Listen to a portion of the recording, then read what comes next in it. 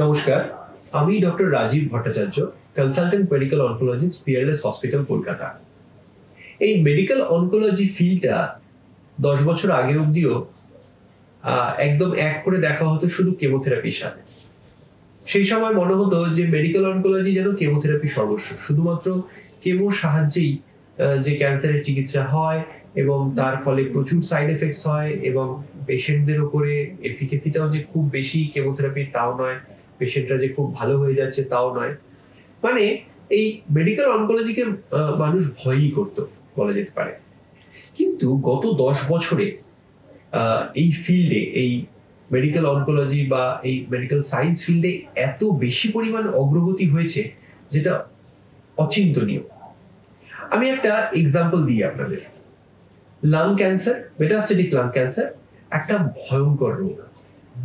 আজ থেকে 7-8 বছর আগেও যখন আমাদের কাছে পেশেন্টরা আসতেন, তখন আমরা বলতাম যে মেটাস্টেটিক লাং ক্যান্সার পেশেন্টের আয়ু 6 মাস থেকে 1 বছর। 1 বছরের বেশি যদি কেউ বাঁচেন তাহলে সেক্ষেত্রে তিনি খুব লাকি। বেশিরভাগ ক্ষেত্রেই 6 মাস থেকে 1 বছরের মধ্যেই পেশেন্টদের আয়ু থাকবে। তারপর আমরা শিখলাম যে লাং ক্যান্সার বা মেটাস্টেটিক লাং ক্যান্সার কোনো একটা রোগ নয়।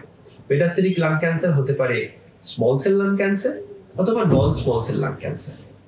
Non small cell lung cancer আবার হতে পারে স্কোয়ামাস সেল কার্সিনোমা, অ্যাডেনোকার্সিনোমা বা আদার রেয়ার ভ্যারিয়েন্টস।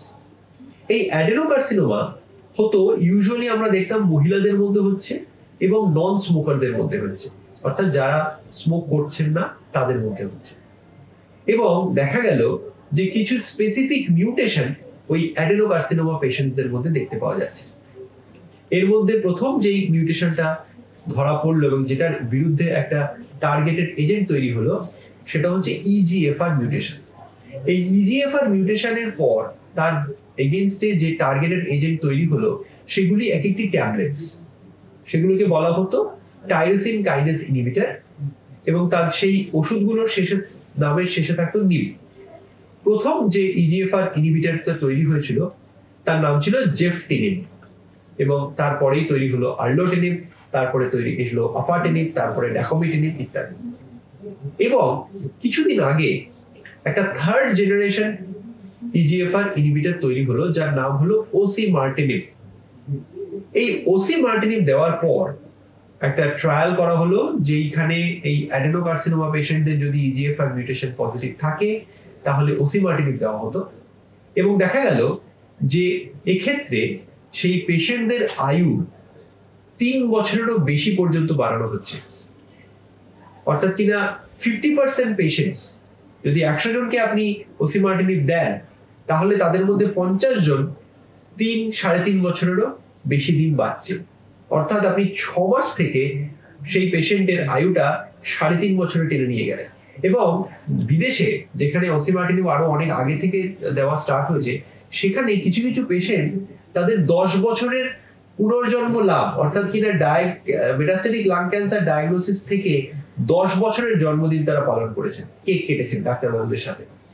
তো এটা একটা অচিন্তনীয়, অকল্পনীয় রকমের ডেভেলপমেন্ট, যেখানে আমরা ক্যান্সার পেশেন্ট যাদেরকে আমরা স্টেজ 4 ক্যান্সার পেশেন্ট যাদেরকে আমরা হাল ছেড়ে দিই, তাদের জন্য এটা যে কত বড় সুখবর সেটা বোধহয় বলার অপেক্ষা রাখে না। এবং আমাদের এই জিনিসটি জানতে হবে যে ক্যান্সার কোনো একটি রোগ নয়, বা লাং ক্যান্সার বা non small cell lung cancer এগুলিও কোনো একটি রোগ নয়। এমনকি অ্যাডেনোকার্সিনোমার মধ্যেও মাল্টিপল রকমের মিউটেশনস রয়েছে। আর শুধু কি তাই, এই EGFR মিউটেশনেরও বিভিন্ন আলাদা আলাদা টাইপ আছে, 19 ডিলিশন রয়েছে, L858R আছে, ইত্যাদি ইত্যাদি নানা রকম ভাগে বিভক্ত। বিজ্ঞান এগোচ্ছে, আপনাদেরকেও এগিয়ে আসতে হবে। আপনারা যদি কোনো পেশেন্টের স্টেজ 4 ক্যান্সার হয়েছে শুনে হাল ছেড়ে দেন, তাদেরকে ঠিকমতো চিকিৎসকের কাছে না নিয়ে যান, তাদেরকে এই চিকিৎসার স্কোপটা না দেন, তাহলে কিন্তু তারা এই বিজ্ঞানের অগ্রগতির যে সুবিধাটা সেটা নিতে পারবেন না। আপনারা এগিয়ে আসুন, আমরা মেডিকেল অনকোলজিস্টরা সবসময় আপনাদের সাহায্য করার জন্য তৈরি। আপনারা নিজেদের একটা চান্স দিন। আপনারা যদি 1 কদম এগোন তাহলে আমরা 10টা কদম এগিয়ে যাব, আর বিজ্ঞান আপনাদের অনেক দূর পর্যন্ত এগিয়ে নিয়ে যাবে। কোয়ালিটি অফ লাইফ ইমপ্রুভ করবে এবং পেশেন্টের আয়ু অনেক গুণ অবধি বাড়িয়ে দেবে। আজকে এইটুকুই, ধন্যবাদ।